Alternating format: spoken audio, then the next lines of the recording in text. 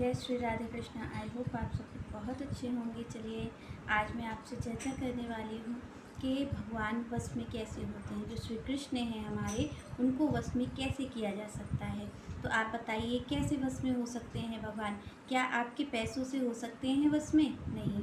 अगर आप ये सोचें कि ज्ञान से हो सकते हैं, आप बहुत बड़े ज्ञानी बन जाएं, तो भी भगवान आपके वश में नहीं होंगे। क्योंकि अगर आप पैसों की बात करें तो आपसे ज़्यादा पैसा है उनके पास। और अगर आप ज्ञान की बात करें, हम ये सोचें कि हम बहुत बड़े ज्ञानी हो जाएंगे तो भगवान हमारे बस में हो जाएंगे, तो ऐसा भी हमारा सोचना गलत है। क्योंकि भगवान आप देखते हैं जो भगवत गीता है उसमें भगवान अर्जुन को कितना बड़ा ज्ञान दे रहे हैं। तो ये तो बात पक्की है कि ना तो भगवान हमारे पैसों से वश में होने वाले हैं और ना ही हमारे ज्ञान से वश में होने वाले हैं। तो आप बताइए फिर कैसे होंगे। क्या हमारी शक्ति से हो सकते हैं भगवान वश में? क्योंकि उनकी शक्ति से तो पूरा प्राणी मात्र चल रहा है। तो ये भी बात है कि भगवान जो वश में है वो शक्ति से भी नहीं हो सकते। फिर किससे वश में भगवान होते हैं? भगवान वश में होते हैं हमारे प्रेम से। जो कि आप देखते होंगे कि सभी साधु संतों का कहना और सभी लोगों का कहना है कि भगवान किससे वश में होते हैं?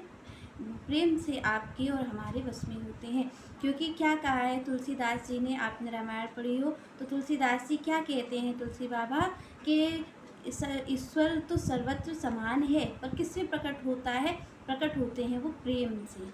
किससे प्रकट होते हैं? भगवान जो हैं वो हमारे प्रेम से प्रकट होते हैं। क्योंकि यहाँ पर तुलसी बाबा क्या कहते हैं कि हरि व्यापक सर्वत्र समाना और प्रेम से प्रकट हुई मैं जाना। तो यहाँ पर तुलसीदास जी कहते हैं कि जो हरि व्यापक हैं वो तो सभी जगह हैं। जो हरि हैं वो सभी जगह, कोई ऐसी जगह नहीं है जहाँ पर हरि नहीं हो। पर किससे प्रकट होते हैं? प्रेम से प्रकट होते हैं। तो यहाँ पर सबसे बड़ी बात है कि प्रेम से तो भगवान प्रकट होते हैं, पर क्या आप और हम भगवान से प्रेम कर पाते हैं? भगवान को वश में करने वाला सबसे बड़ी जो पावर है वो है प्रेम।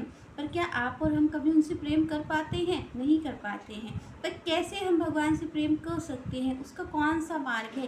तो अगर कोई भगवान से प्रेम करने की सबसे बड़ी कोई युक्ति है तो वो है सेवा। अगर हम उनकी सेवा करते हैं, भगवान की अगर हम नित्य प्रतिदिन सेवा करते हैं तो निश्चित मानिए कि हमें उनसे प्रेम हो जाएगा। और जब हमें उनसे प्रेम हो जाएगा तो ये भी बात पक्की है कि आपने देखा है कि प्रेम से प्रकट हुई मैं जाना। तो यहाँ पर जो प्रेम है वो भगवान को प्रकट करने वाला है, भगवान को वश में करने वाला है। तो उनको कोई भी चीज़ वश में नहीं कर सकती। किसी का बाहुबल, किसी की धन संपदा, किसी की ज्ञान, आप ये सोचिए इन चीज़ों से भगवान वश में नहीं होते हैं। पर किसी के प्रेम भरे दो आंसू अगर भगवान के लिए निकल जाएं तो भगवान उसके वश में हो जाते हैं। तो प्रेम की सीधी सी एक युक्ति है। हमें किससे प्रेम होता है? जब हम किसी से नित्य प्रतिदिन हम उसके साथ रहते हैं।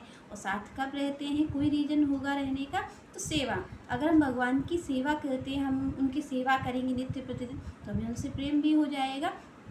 सीधी सी बात है कि अगर आप किसी के साथ रोज़ रह रहे हैं, किसी की हर चीज़ का ध्यान रख रहे हैं, खाने पीने, सोने जागने, अगर आप इन चीज़ों का उसका ध्यान रख रहे हैं तो ये मान के चलिए कि आपको उससे प्रेम हो जाएगा। और नहीं तो आपको उससे प्रेम होगा तभी आप उनकी चीज़ों का ध्यान रख रहे हैं।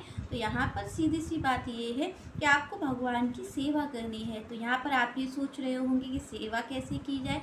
अगर आप भगवान से प्रेम करते हैं तो फिर तो कोई नियम ही नहीं है सेवा का। आप जो करेंगे वही सेवा है। भगवान का ध्यान कर रहे हैं तो सेवा है, भगवान के लिए कोई वस्त्र ला रहे हैं तो भी सेवा है। पर अगर आप प्रेम भगवान से नहीं करते हैं और प्रेम करना चाहते हैं, प्रेम की शुरुआत हो, तो यहाँ पर आपको सेवा से शुरुआत करनी पड़ेगी। तो क्या कर सकते हैं आप और हम? तो अगर आपके घर में लड्डू गोपाल हैं तो उनकी सेवा करिए। तो सेवा में आप क्या करेंगे? सबसे पहले उन्हें नहलाइए, उन्हें पंचामृत स्नान करवाइए।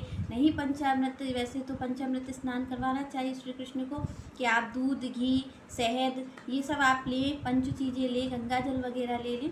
तो इन चीज़ों को आप मिला करके आप भगवान को स्नान करवा सकते हैं। पर यहाँ पर पंचामृत स्नान करवाने के साथ साथ आप उन्हें भोग लगाइए। भोग लगाने के लिए आप सबसे अच्छी चीज़ों का चयन करिए। अगर वैसे तो देखिए आप भगवान आपके खाने के भूखे नहीं हैं, क्योंकि आप देखते हैं कि भगवान ने दुर्योधन के मेवा त्याग करके और विदुर रानी के छिलके ही खाए थे। तो वहाँ पर भगवान आपके जो खाने पीने के हैं उसके भूखे नहीं हैं। यहाँ पर भगवान आपके प्रेम के भाव के भूखे हैं। फिर भी आपकी तरफ से जो हो अच्छी से अच्छी चीज़ें भगवान को निवेदन करिए, भगवान का भोग लगाइए, भगवान की सेवा करिए, भगवान का नाम जपिए। और साथ के साथ जब आप सोएं तो उससे पहले आप अपने भगवान को, लड्डू गोपाल को सुला दीजिए। आपको बस उनको इतना ध्यान रखना है कि आपको जैसे एक बच्ची की केयर की जाती है, वैसे ही आपको भगवान की केयर करनी है। जो आपके लड्डू गोपाल हैं उन्हें एक छोटे बच्चे की तरीके केयर करना है, बस इतना ही करना है। और बस प्रेम से अगर आप इतना भी करते हैं तो भी आप भगवान को वश में कर लेंगे, और भगवान आपसे बहुत सारा प्रेम करते हैं और ज़्यादा आप भी उनसे प्रेम करने लग जाएंगे। चलिए नेक्स्ट चर्चा हम नेक्स्ट वीडियो में करेंगे। तब तक के लिए जय श्री राधे, जय श्री कृष्ण।